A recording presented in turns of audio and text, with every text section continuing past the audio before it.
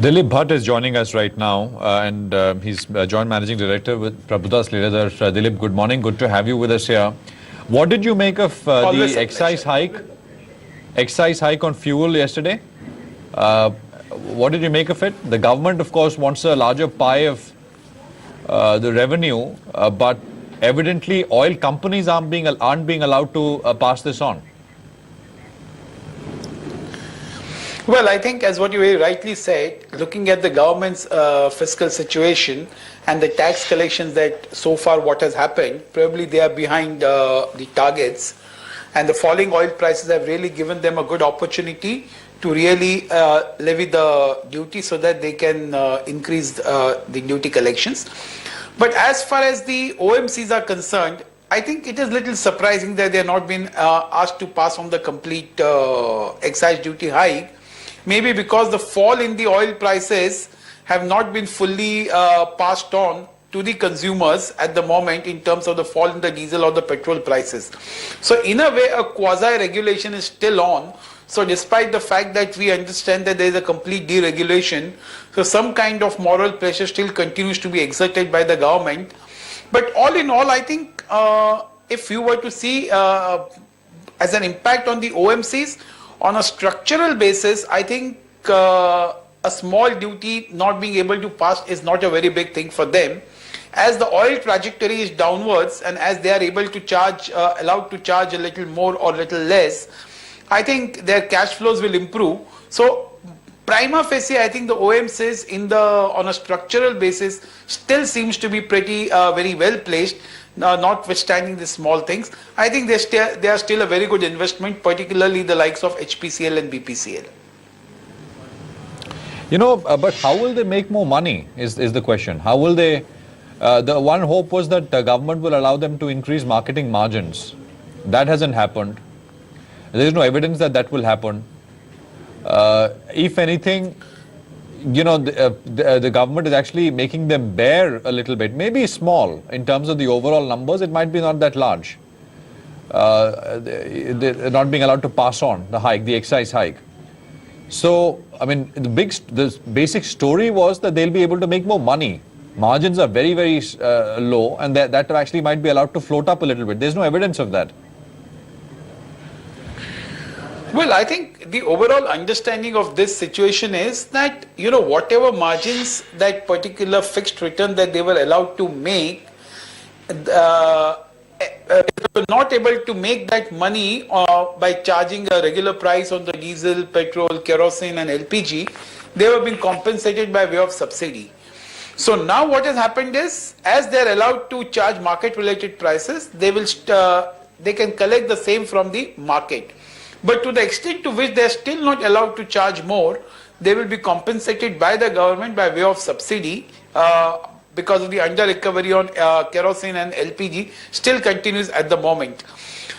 One of the things is that they may not necessarily make more margins, but their cash flows will improve, because getting subsidy from the government was a very long drawn affair and a very tedious one. But with this, I think their cash flows will improve tremendously and improve their ROIs. So, Dilip, you agree that the only positive is that the subsidy check, which used to take some time, they don't have to, I mean, cash flows will improve. That's all, right? Cash flows will improve, and eventually, in a real free market scenario, you will be able to charge the way you want and as per the dictates of the market conditions. So giving them more flexibility, you know, whether they can charge more for some of the items. So I think main thing is it's going to improve their cash flows tremendously, bringing down their interest cost and improving the overall balance sheet scenario. Okay, Dilip, why don't you tell us what you are focusing on? I see that you've got Tata Motors, and I guess the Tata Motors DVR, you know, names that you really like. We had the JLR sales numbers out of US, right? For many months now, they've shown deceleration. November has been no different. Can you tell us what is happening there? US is not the largest share. China is the biggest consumer of JLR products, but it's still a pretty large market. Sure. I think Tata Motors, as we all know, the fortunes are largely dictated by JLR. And I think China is a very important angle to this entire thing. More important, I think that now they have started building their plant in Brazil, which is what their stated objective was. But more important, I think the Indian operations which were bleeding, possibly there is now a sense of optimism that bleeding possibly will stop, say, a couple of quarters down the line. I think, as what we understand, that the volume of production should increase in the fourth quarter, and as the momentum in the economy picks up, I think that also is expected to go up. So what will happen is a good amount of operating leverage would come into play from the Indian side. Of course, Indian side is not a big contributor, but whatever that small contribution that will come, that will start showing a positive impact. So from the negative, it will move on to the positive. So overall, I think even from the JLR point of view and even from the Indian operations point of view, for the next 2 years, we will still see a good, reasonable bottom line growth. And more important, the stock is still relatively cheap if you compare as per the taking into account the ROEs and even the on a P basis. So that's why Tata Motors still continues to be a good investment on a longer term basis. What is it trading at according to your earnings estimates, Dilip? Well, I can't recall at the top of my mind at the moment, but I think compared to all its peers, it is still relatively very cheap, is what I understand. Maybe in the low double-digit P at the moment, considering the growth prospects and considering the ROEs that the company is generating. When you're saying compared to peers, you mean compared to Audis, BMWs, etc., or compared to Ashok Leyland's and other CV makers here in India? So I think even internationally, if you compare, it's available relatively cheap, and even in the auto space, I think it's available relatively cheaply.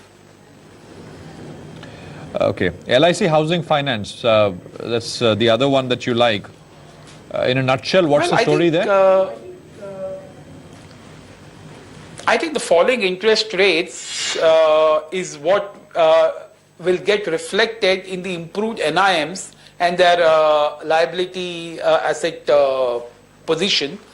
So I think that is one part. The second part is the going continues to be good in the segment in which they are operating.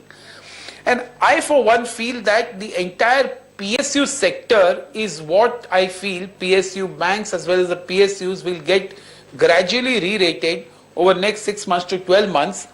I think as the re-rating will come mainly because I think there will be a lot more transparency in the way in which the PSUs will start functioning. Dilip, do you track Repco Home Finance, Group Finance, etc.? They operate in the housing finance market, but they look at, the ticket size is very small.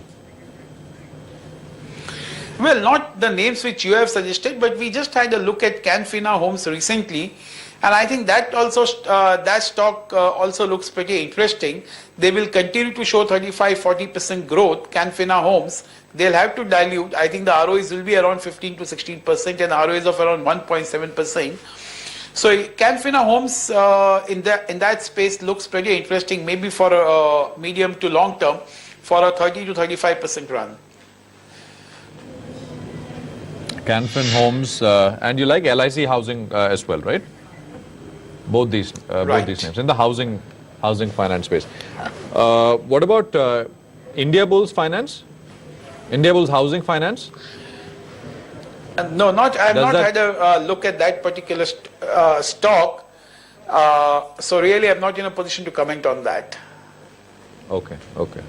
I mean, seems to be the cheapest of the lot. I mean, if you just look at absolutely, P price to book, and even in terms, and even in terms of the dividend payout, it is very good. So that really gives a lot of conviction in that stock. But very frankly, I haven't gone so much in detail in that particular stock.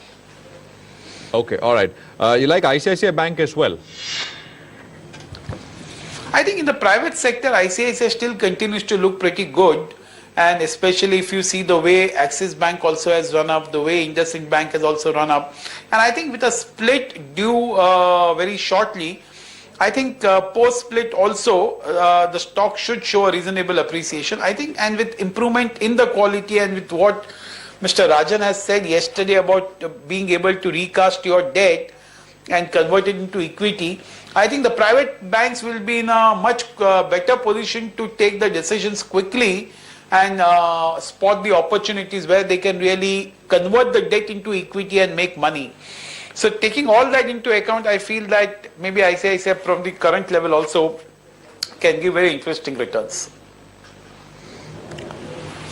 Dilip, thanks very much for your time. Good talking to you. Appreciate you coming on this morning here on Profit. Thank you. Always a pleasure. And we'll talk